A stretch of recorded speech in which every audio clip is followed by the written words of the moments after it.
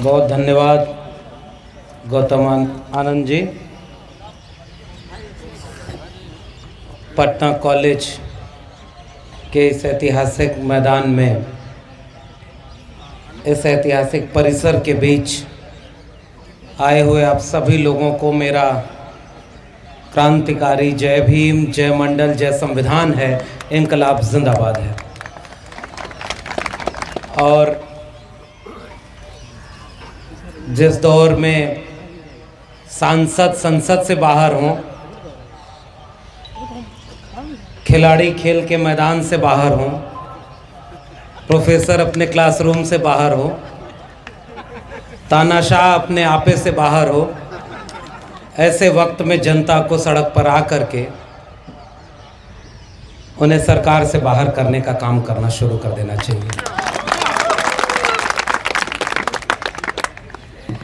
मुझसे मेरी कक्षाएं छीन ली गई तो समाज के बीच हम, सबसे बड़ा क्लासरूम तो समाज ही होता है, अपने समाज के बीच जाएंगे, पढ़ेंगे और पढ़ाएंगे। शुरुआत में ही मुझे कबीर याद आते हैं, अपने पुरखे। सुखिया सब संसार है, खावे और सोवे, दुखिया दास कबीर है, जागे और रोए। असल में जिस दौर में ही कलम और किताब को इतनी पाबंदी में रखा जाना है, कलम और किताब को इतना कमज़ोर कर देना है ताकि त्रिशूल और तलवार की दुकानदारी तेज हो सके, ऐसे वक्त में कबीर को याद करना, और इसलिए याद करना कि हम जागने की बात कर रहे हैं। मेरा तेरा मनवा कैसे एक होई रे, मैं कहता कागज की लेखी, तू कहता कागज की लेखी, मैं कहता आँखन की देखी, मैं चाहता सुलझावन हारी, तू देता उलझाई रे, और मैं कहता हूँ जागत रहियो, तू कहता है सोई रे, मेरा तेरा मनवा कैसे एक होई रे। असल में ये दो छोर हैं पूरी दुनिया को देखने का या आज के समय को देखने का। एक तरफ वो लोग हैं जो पूरे देश के आवाम को, छात्रों, नौजवानों को सुकून से सोने के लिए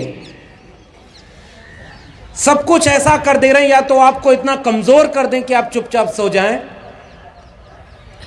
और या तो आप उनके मुताबिक चलें। और आज मुझे पहली बार ये मौका मिला जब मुझे मेरे विश्वविद्यालय से निकाला गया, मेरी कक्षाओं को मुझसे छीना गया, और उसके बाद पहला ही कार्यक्रम जो बाहर निकलकर लोगों के बीच जाकर जब हमने ये फैसला लिया कि अगर ये कक्षाएं छीनी गई हैं तो अब लोगों के बीच में जाएंगे। और ये देखिए कितना बड़ा संयोग कि आज इस ऐतिहासिक कॉलेज परिसर में, पटना विश्वविद्यालय के पटना कॉलेज परिसर में, यहाँ वो मौका मिला है। तो यहाँ कुछ संकेत मुझे समझ में आ रहे हैं। एक नई लड़ाई शिक्षा बचाओ संविधान बचाओ की यहाँ से शुरू हो रही है। तो मुझे यकीन है कि ये लड़ाई एक दिन असली मुकाम तक पहुँचेगी और हम उन तानाशाहों को, इस देश को बर्बाद होने से रोक करके आने वाली पीढ़ियों के लिए एक अच्छा और खूबसूरत भारत सौंपने की मंजिल तक बढ़ेंगे। और इसके लिए मैं पूरी आयोजन समिति और तमाम आप सभी साथियों का शुक्रिया अदा करता हूँ। अभी मुझे बता रहे थे हमारे साथी कि 1863 का ये कॉलेज है। गुलाम भारत में उस तरह के तालीमी इदारे, और बहुत शुरू में मैं जिस कॉलेज में पढ़ाता था, जिससे मुझे निकाला गया, वो 300 साल पुराना कॉलेज है। वो एक ज़माने में मदरसा हुआ करता था, फिर एशिया का सबसे पुराना कॉलेज के रूप में दिल्ली कॉलेज के नाम से जाना गया लंबे समय तक, और फिर बाद में देश के राष्ट्रपति रहे जाकिर हुसैन के नाम पर ट्रस्ट से बनाकर उसका नाम जाकिर हुसैन दिल्ली कॉलेज था। तो वो 300 साल का इतिहास। और कुछ लोग 20-30 साल के इतिहास में ऐसा लगता है कि अमर हो जाने की ख्वाहिश की सनक में ऐसा इस देश को बनाना चाहते हैं, इसको मार दो, इसको चुप करा दो, इसको जेल में डाल दो, ये नहीं मान रहा है इसके ऊपर बुलडोजर चला दो। और ऐसे सनक वाले लोग सोचते हैं कि वो इतिहास में अमर हो जाएंगे। तो इतिहास में तो हिटलर भी अमर ही है। एक शायर ने लिखा, फूल शाखों पे खिलने लगे तुम कहो, जामरिंदों को मिलने लगे तुम कहो, चाक सीनों के सिलने लगे तुम कहो, इस खुले झूठ को, जहन की लूट को मैं नहीं मानता, मैं नहीं मानता। इसलिए हम इनकार करते हैं उस तानाशाही फरमानों और तानाशाही हुक्मरानों के इस तमाम तरह के काम को, और हम इस मुल्क के आम आवाम के बीच आकर कलम और किताब को बचाने की लड़ाई का आगाज करना चाहते हैं। आने वाले वक्त में ये शिकायत बिल्कुल जायज़ की गई कि केवल इमारत पुरानी हो 1863 की, ये कोई इतिहास नहीं है, या मेरे कॉलेज की इमारत या उसका इतिहास 300 साल पुराना है, ये कोई इतिहास नहीं है। असल में इतिहास इस बात का है कि जब चारों तरफ अज्ञानता का अंधकार था तो इन तालीमी इदारों ने ज्ञान की रोशनी जलाई और सभ्यता को आगे आगे चलकर रास्ता दिखाया। इसलिए जब ये बर्बाद होते हैं तो इसका दर्द सबसे ज़्यादा हमें होता है जिन्हें इन्हीं विश्वविद्यालयों और कैंपसों ने बनाया होता है। हम यहाँ कतई नहीं पहुँच पाते अगर इलाहाबाद विश्वविद्यालय, दिल्ली विश्वविद्यालय जैसे तमाम स्कूल कॉलेज नहीं होते। और इसलिए हम चिंता करते हैं और बहुत अफसोस के साथ इस मुल्क को एक बात समझाना चाहते हैं। कल ही हमने दिल्ली में एक प्रेस कॉन्फ्रेंस की और वहाँ इस बात की घोषणा की कि आज के दौर में सबसे ज़्यादा बर्बादी के दौर में अगर कोई चीज़ ढकेली जा रही है तो वो शिक्षा है, क्योंकि इस शिक्षा के बर्बाद कर देने मात्र से बाकी बहुत सारी बर्बादियां बहुत आसान हो जाती हैं। एक अपड़ कुपड़ भीड़ तैयार हो जाएगी, अविवेकी भीड़ तैयार हो जाएगी, और इस तरह के विश्वविद्यालय केवल डिग्री बांटने के संस्थान बन जाएंगे। और डिग्री चाहे आप ओरिजिनल ले लीजिए चाहे फेक ले लीजिए, क्या ही फर्क पड़ता है। आज प्रधानमंत्री की डिग्री का भी पता नहीं कि वो ओरिजिनल है कि फेक है। तो ऐसी डिग्रियों में तब्दील किया जाएगा। विश्वविद्यालय चार दीवारियों और इमारतों से नहीं बनते, विश्वविद्यालय उसके भीतर के माहौल से बनते हैं। और आज इस देश के विश्वविद्यालयों को एटीएम मशीन की तरह एक मशीन में तब्दील किया जा रहा है, और आने वाले कुछ दिनों में वो मशीनें साफ दिखेंगी। आपको ए डिग्री लेनी है तो इतना अमाउंट उस मशीन में डालिए और अपनी डिग्री प्रिंट कराकर घर ले जाइए। आपको बी डिग्री लेनी है तो आप उसका अमाउंट दूसरा होगा, उतना अमाउंट डालिए और बाकी डिग्री लेकर के घर जाइए। और नई शिक्षा नीति यही चाहती है। हमने इसका विरोध किया। लोकतांत्रिक देश में सरकार व्यक्ति चुनता है, तो सरकार लोगों को रोटी कपड़ा मकान की बात करने के लिए, शिक्षा स्वास्थ्य रोजगार की बात करने की मकसद से चुनी जाती है। अब तो ये वैचारिक मंच भी है, तमाम तरह के छात्र संगठन और लोग, हम ख्याल लोग यहाँ पर जुटे हैं। और यहाँ तो समाजवादी आंदोलनों की ज़मीन रही है। रोटी कपड़ा सस्ती हो, दवा पढ़ाई मुफ्ती हो, इस आंदोलन की ज़मीन ये रही है। और आज दुकान लगा करके अब डिग्री कॉलेजों को, विश्वविद्यालयों को, स्कूलों को बाजार में खड़ा कर दिया गया है। और यही नई शिक्षा नीति कहती है। ये लड़ाई जो आपने यहां हमें बुलाकर शुरू की है पटना के साथियों, ये लड़ाई किसी लक्ष्मण यादव की लड़ाई नहीं है। हमारी कोई बिसात नहीं, हम एक सभ्यता के इतिहास में एक पड़ाव मात्र होते हैं। हमसे पहले बहुत लोगों ने लड़ाइयां लड़ी होती हैं, तब हम यहां खड़े हैं। और आज हम केवल अपनी जिम्मेदारी निभाना चाहते हैं, और आगे भी यह लड़ाई लड़ी जाएगी, चाहे सरकार समाजवादियों की हो, चाहे आरएसएस वादियों की हो। जनता के सवालों को लेकर सत्ता में भले कोई हो, जनता को हमेशा विपक्ष में खड़ा होना होगा और आपको उनकी आलोचना करते रहने होगा कि इन विश्वविद्यालयों को बर्बाद आप करेंगे तो हम इसका भी सवाल पूछेंगे। तो ये लंबे समय से लड़ाई चली आ रही है और आगे भी चलती जाएगी। कल और आएंगे नगमों की खिलती कलियां चुनने वाले, हमसे बेहतर कहने वाले, तुमसे बेहतर सुनने वाले। ये कारवां है जो चलता रहेगा। इसीलिए मैं कह रहा हूं, यह लड़ाई किसी व्यक्ति की लड़ाई नहीं है। मेरा तो केवल इतना ही योगदान है कि मेरे अपने विश्वविद्यालय से तकरीबन 1000 लोग निकाले गए। कोई 5 साल पढ़ा के निकाला गया, कोई 25 साल पढ़ाने के बाद भी निकाल करके फेंक दिया गया, क्योंकि जिसकी सरकार है उसके विचारधारा के वो गुलाम नहीं बने। हमारी तो बात छोड़ दीजिए, जो उनके मुताबिक नहीं हो पाया उन सारे लोगों को निकाला गया, और ऐसे लोगों की तादाद 700-800 से लेकर 1000 है। कोई नहीं बोला, सब चुपचाप सहते रहे। और इसलिए हमने ये सोचा कि इस जुल्मत के दौर में लब खोलेगा कौन, और हम भी चुप रहे तो फिर बोलेगा कौन। इसलिए हमने कहा कि हम इस जुल्म और इस तानाशाही के खिलाफ आवाज उठाएंगे।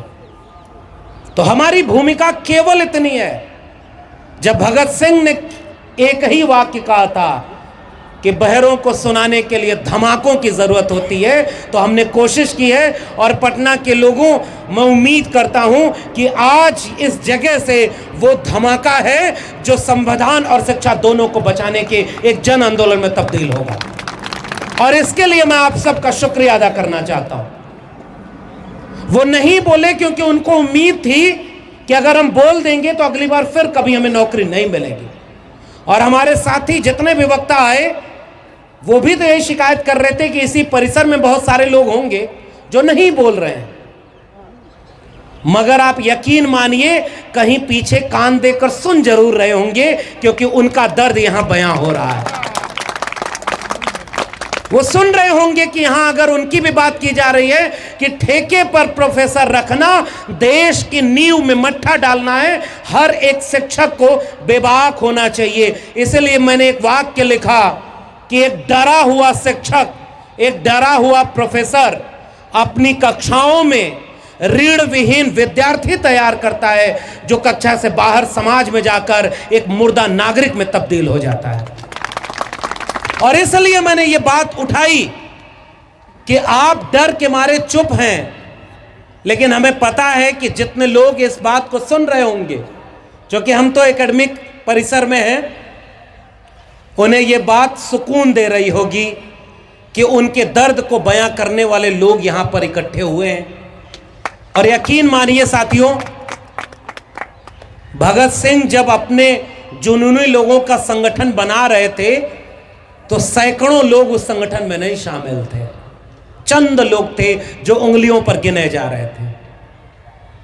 बाबा साहब तो कई बार अकेले पड़ गए, उनके पीछे कोई बहुत कारवां नहीं चला, उनके सामने तो उन्हीं के समाज के लोगों को विरोध में खड़ा कर दिया गया था। जगदेव बाबू बिहार की जमीन है, बुद्ध जब सामने निकले तो ऐसा नहीं था कि बुद्ध के खिलाफ कोई नहीं काम कर रहा था। इतिहास पढ़ना चाहिए कि बुद्ध के खिलाफ कौन लोग थे और कौन उनके विचारों और दर्शन के खिलाफ थे। भीड़ किसी विचार की क्रांति की शुरुआत में नहीं होती है। जब लोग पूछेंगे कि इतने लोग काफी नहीं, तो मैं कहूंगा कि इंकलाब के लिए एक शख्स भी काफी है, बशर्ते कि वो ईमानदार हो। तो आप तो इतने लोग खड़े हैं, तो उनके भी हिस्से की लड़ाई हम लड़ रहे हैं। जब इस मुल्क में जंगे आजादी लड़ी जा रही थी तो पूरा मुल्क सड़कों पर नहीं था। इस इतिहास को भी यहां से दोहराने की जरूरत है। बहुत सारे लोग थे जो चुपचाप अपने घरों में बैठकर इंतजार कर रहे थे। गुलाम रहा भारत तो उसमें जी लेंगे, आजाद हुआ तो उसमें जी लेंगे। वो चुपचाप तमाशा देख रहे थे। और बहुत सारे लोग वो भी थे जो अंग्रेजों की दलाली कर रहे थे, माफी मांग रहे थे। लेकिन थोड़े से लोग वो थे जो कुर्बानियां दे रहे थे, फांसी के तख्ते को चूम रहे थे, गोलियां खा रहे थे, सड़क पर लड़ रहे थे। लेकिन जब मुल्क आजाद हुआ तो सब आजाद हो गए, वो भी जो गुलामी में जी रहे थे और वो भी जो चुपचाप दूर बैठकर तमाशा देख रहे थे। फर्क केवल इतना होता है, आपको और हमको अपनी जगह चुननी है। उन तानाशाहों के दरबार में जाकर झुक जाएं या चुपचाप अपने कमरे में बैठकर तमाशा देखें, या जुनून सामने ला करके ऐसे दीवानों की भीड़ में शामिल हो जाएं कि गलत को गलत बोलेंगे और सही के लिए लड़ेंगे। आप सोचिए, एक प्रोफेसर को क्यों तैयार किया जाता है। अभी वेद भाई ने एक तो इतना इंटरव्यू यहां से ये ले लिए, ज्यादा माहौल तो बिहार ने बना दिया और मैं इसके लिए बहुत शुक्रिया अदा कर रहा हूं। मुझे भी असल में पता नहीं था कि मेरी नौकरी छीन ली जाएगी तो कितना फर्क पड़ेगा लोगों को, ये हमें नहीं पता था। हमें ये इस बात का अंदाजा नहीं था कि लोग उस पर कोई प्रतिक्रिया भी देंगे कि नहीं। लेकिन मैं आज इस पटना कॉलेज के मैदान से देश भर के उन हजारों लोगों को सलाम करना चाहता हूं जो आज की तारीख तक 500 से ज्यादा जगहों पर राष्ट्रपति के नाम ज्ञापन दे चुके हैं, प्रोटेस्ट कर चुके हैं, सड़क पर उतर चुके हैं। ऐसे तमाम लोगों ने मिल करके हमें हिम्मत दी है। हमने कहा कि बिना किसी ऐसी लाग लपेट के अगर विचारों को इतना साथ मिल सकता है तो क्यों न एक मुहिम छेड़ दी जाए। अगर इस देश में इतने लोग भी अगर जागरूक और ताकतवर हैं तो फिर इतने लोग तो बहुत हैं किसी भी तरह का बदलाव लाने के लिए। और इसलिए हिम्मत मिली। निराश तो मैं भी हुआ और मेरे कलीग का आपने इंटरव्यू सुनाया, वो इंटरव्यू बोर्ड में बैठे थे। अच्छा, वो तो इंटरव्यू बोर्ड में बैठे थे इसलिए बहुत कुछ कह नहीं सकते। मैं तो इंटरव्यू से ढकेल के बाहर कर दिया गया हूं, तो जो नहीं कहना है वो भी बताऊंगा लोगों को। उन मूर्खों को इतना नहीं पता था कि अगर तुम्हें मुझे कंट्रोल करना था तो मुझे बुलाकर नौकरी दे दिए होते, मैं चुप हो गया होता। उन्हें यह पता ही नहीं कि आप हमें नौकरी न देकर हमारी बेड़ियों से आजाद कर दिए। अब तो हम खुल करके तुमको ललकारेंगे और तुम्हारे काले कारनामों को जनता को चल करके बताएंगे। क्या होता है उस इंटरव्यू में। मैं इंटरव्यू बोर्ड में गया तो वहां सारे लोग जानने पहचानने वाले, जो इंटरव्यू लेने आने वाला सब जानते पहचानते, जितना नहीं जानना चाहिए उससे ज्यादा जानते थे। यही तो मुश्किल थी, क्योंकि वो जेब में पर्ची लेकर आए हुए थे। और जैसे ही मैं पहुंचा, मुझसे कहा गया कि आइए बैठिए, आप तो सबसे पुराने यहाँ के शिक्षक हैं। मैंने कहा जी। तो कहे कि इस कॉलेज में आपको क्या मिला। मैंने कहा इस कॉलेज ने मुझे गढ़ा है, बनाया है, रचा है, क्योंकि मैं एमए करके 21.5 साल में वहां प्रोफेसर बन गया था। और मैं पहले कभी नहीं बताया, लेकिन अब तो हर जगह बताऊंगा। बहुत सारे लोग उसी कॉलेज यूनिवर्सिटी में खड़े होकर मंडल आंदोलन का विरोध करते थे, ये कहकर कि यहां पर मेरिट से कंप्रोमाइज हो जाएगा, क्योंकि अगर आरक्षण लागू हो गया तो कम प्रतिभावान लोगों को प्रोफेसर बना दिया जाएगा। तो दुनिया के जो टॉप 100 में 100 के 100 विश्वविद्यालय भारत के हैं, वो नीचे गिर जाएंगे। ऐसी उनकी चिंता थी। ये तो बाद में हम लोगों ने पढ़ा कि दुनिया के 300 टॉप यूनिवर्सिटीज में भारत का कोई है ही नहीं। यहां रिजर्वेशन तो था ही नहीं रे भाई, तो तुम्हारे विश्वविद्यालय दुनिया की रैंकिंग में क्यों नहीं थे।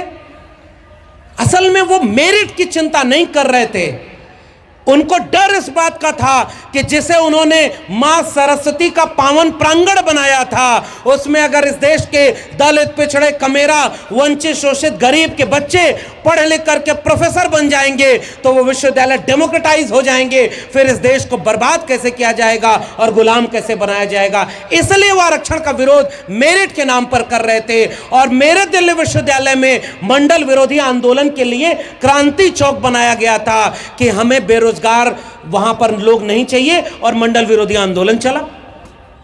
तो उसी विश्वविद्यालय के लोगों से मेरा एक सवाल है, आज उस विश्वविद्यालय में एक गोल्ड मेडलिस्ट को 100 में 96 नंबर वाले एपीआई वाले को उस नौकरी से निकाला जा रहा है और 100 में 52 नंबर वाले को वहां प्रोफेसर बनाया जा रहा है। बताओ तुम मेरिट की चिंता करने वालों कहां सोए हुए हो? कहीं नाली के गैस से चाय बनाने में लग गए हो क्या? भाई अगर मेरिट की चिंता होगी तो चिंता होगी ना विश्वविद्यालयों की कि खराब मेरिट वाले क्यों प्रोफेसर बनाए जा रहे हैं। और तब वो सारे लोग जो अपने पर्ची लेकर के आते हैं, अब इस इंटरव्यू का खेल समझिए, इस बात को बताना जरूरी है, कोई मेरिट का इम्तिहान नहीं। तो उन्होंने पूछा कि भाई आपको इस कॉलेज से क्या मिला? हमने कहा कि इस कॉलेज ने हमें बनाया है, विश्वविद्यालयों ने हमें बनाया है। और मैं तो किताब एक लिख रहा हूं बाकायदे 14 साल के अपने पूरे जीवन पर, और उसका नाम ही मैंने रखा है ठेके पर प्रोफेसर। और सारा कहानी किस्सा उस किताब में मैं सिलसिलेवार लिखूंगा। और वो कोई खुशी का किस्सा नहीं, इन 14 वर्षों में हमने अपनी आंखों से इन विश्वविद्यालयों को खंडहर बनते देखा है, इसलिए हम उसका किस्सा दुनिया को समझाने के लिए वो किताब लिखना चाहते हैं। और क्यों ऐसा हुआ? मेरे कॉलेज में तो मुझसे डर कर पता नहीं क्यों 14-15 मिनट मेरा इंटरव्यू लिया। मेरे आगे पीछे वालों को तो 2-2 मिनट का इंटरव्यू लिया था। आप जाएंगे इंटरव्यू बोर्ड में, आपसे कहा जाएगा कि अपना परिचय दीजिए। अरे परिचय तो तुम्हारे सामने रखा रहता है, फिर भी परिचय दीजिए। और उसके बाद वो कहते हैं कि अच्छा आप किस विषय पर पीएचडी कर रहे हैं बताइए।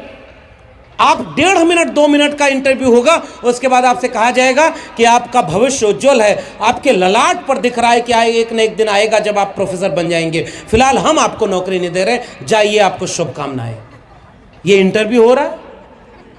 अब आप सोचिए ना, एक दिन में 100 लोगों का इंटरव्यू लेते हैं वो। 100 लोगों का चेहरा भी याद रहेगा क्या जब आखिरी दिन वो रिजल्ट बना रहे होंगे? रिजल्ट यहां पहले से बन चुका होता है, तो वहां पर केवल फॉर्मेलिटी करते हैं। मैं बार बार चिंता कर रहा हूं कि वो कहां गए देश के बचाने वाले लोग जो मंडल आंदोलन का और आरक्षण का विरोध करते थे।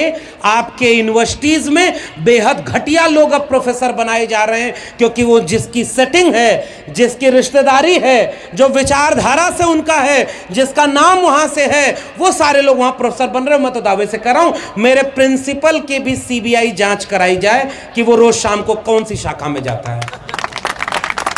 और मैं एक बात कहता हूं, आप शाखा में जा रहे हो, इससे हमें कोई गुरेज नहीं, लेकिन मेरा एक सवाल है कि विश्वविद्यालय जिसका नाम ये यूनिवर्सिटी, यूनिवर्स से बना हुआ है, ग्लोबल नॉलेज होता है ना वो, तो अगर कोई शाखा में गया व्यक्ति किसी विश्वविद्यालय का कुलपति और प्रिंसिपल बन सकता है, तो कोई शाखा विरोधी उस विश्वविद्यालय का प्रिंसिपल क्यों नहीं बन सकता? क्योंकि प्रिंसिपल प्रोफेसर बनने की मिनिमम एलिजिबिलिटी में कहीं भी आरएसएस का नाम नहीं लिखा हुआ है। वो तो डिग्री है ना, पढ़ाई लिखाई की मेरिट चेक करनी है ना। क्यों? इससे चिंता किसी को नहीं होनी चाहिए। और एक और बात, इस देश में कभी भी शिक्षा व्यवस्था के लिहाज से कोई स्वर्ण युग नहीं रहा, कोई गोल्डन एरा नहीं रहा। पहले भी जिनकी सरकारें नहीं, उन्होंने भी बहुत घटिया अपॉइंटमेंट किए, उन्होंने भी विश्वविद्यालयों को बर्बाद किया। पहले भी हमारे भी लोग जो सरकारों में होंगे वो भी विश्वविद्यालयों और शिक्षकों को लेकर के क्या नियम बनाते हैं। इसलिए हम ये कह रहे हैं कि कोई स्वर्ण युग नहीं था, लेकिन जितना मिलकर के 60 साल में बर्बादी नहीं की गई होगी, वो 60 महीने की बर्बादी कर दी गई है। अब ये 90 के बाद पहली बार इस देश के गरीब कमजोर मजलूम के बच्चे विश्वविद्यालयों तक पहुंच रहे हैं, तो उन्हें केवल खंडहरों वाली इमारत मिलेगी। वहां विश्वविद्यालय का माहौल खत्म हो गया, सिलेबस बदल दिया।